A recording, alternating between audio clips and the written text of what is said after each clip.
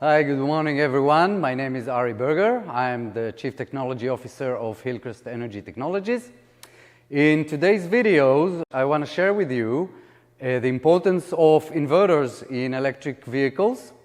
We're going to discuss what an inverter is, what are the challenges, why do we do what we do, and I hope you enjoy. So, what's an inverter? Well, this is an example of an inverter. An inverter is basically built with electronic components, some mechanical components. Usually there's also a case. We don't have it here. And it has also a software component, which is the control. So an inverter basically sits in the system between a power source, which could be our home electricity, could be batteries, could be solar, chemical, doesn't matter, a source of energy, and the electric motor. And it's responsible of transferring the energy in the appropriate way so that the electric motor will do what we want it to do. If we wanted to control the speed of the motor or we want to control the torque of the motor, doesn't matter. The inverter is always in between. Now, you may not realize this, but we're surrounded by equipment that has inverters. Washing machines, air conditioning, power tools, from very large ones to very small ones. All of them have inverters. The reason is, again, you have to control the electric motor with those. Now, in contrary to the previous examples, which are commodity, an electric vehicle inverter is not a commodity. It's being designed specifically for each and every model of a car.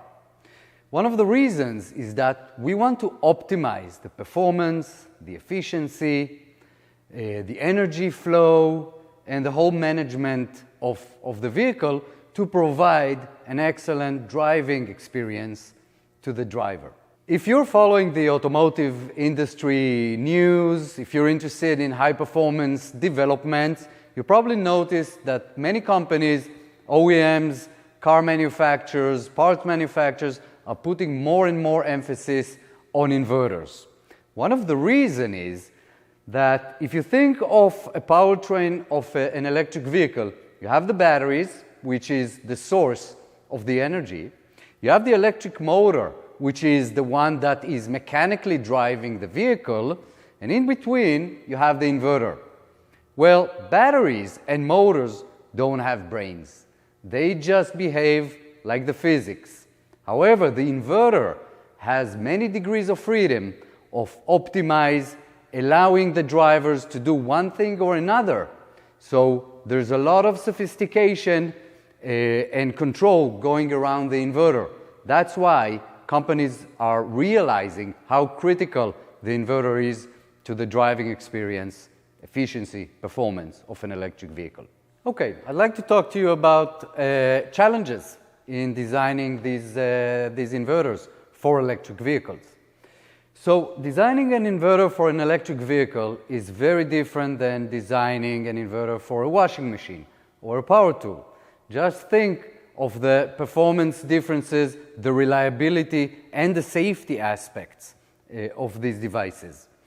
The main challenge with designing an EV inverter is how you get the high performance but still keep the cost low.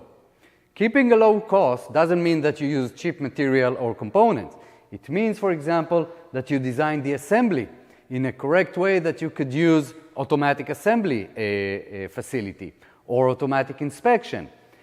In the manufacturing life cycle of an inverter, we have many stations. And when we design an inverter, we try to optimize each and every one of these steps in the manufacturing to lower the cost.